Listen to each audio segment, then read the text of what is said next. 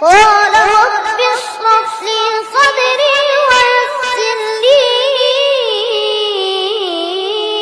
أمري واحلل عقدة من لساني يفقه قولي واجعل لي وزيرا من أهلي.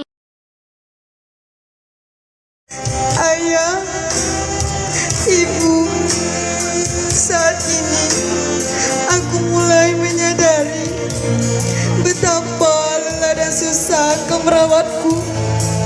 Engkau rela tidak tidur agar aku bisa tertidur. Engkau rela duduk sepanjang malam agar aku nyaman di pangkuanmu. Dan engkau juga orang pertama kali yang meneteskan air mata saat diriku sakit. Ayah, ibu, samar-samar aku teringat pesan dulu.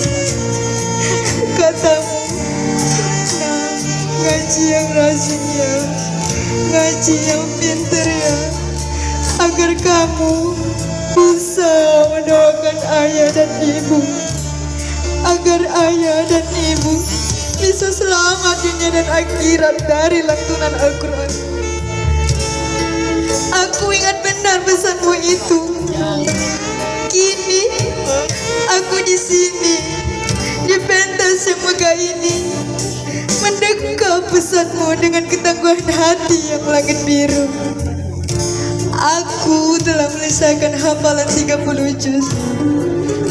Aku tahu ibu, aku tahu ayah, ini tidak sebanding dengan luka yang sering aku gores di hatimu.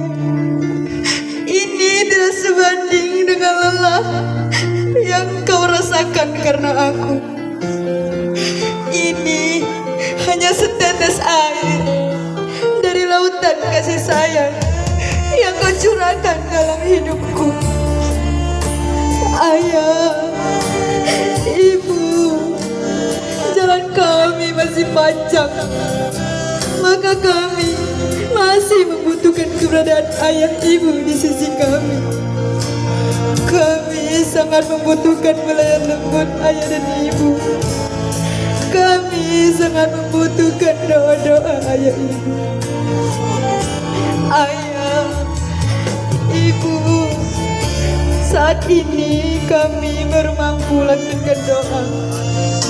Allahumma firli wal walidayya warhamhuma kama rabbayani shaghira. Ya Allah, limpahkanlah kasih sayang kepada ayah ibu sebagaimana ia mengasihi kami di masa kecil. Ya Allah, kami memohon, mudahkanlah segala urusan ayah ibu kami.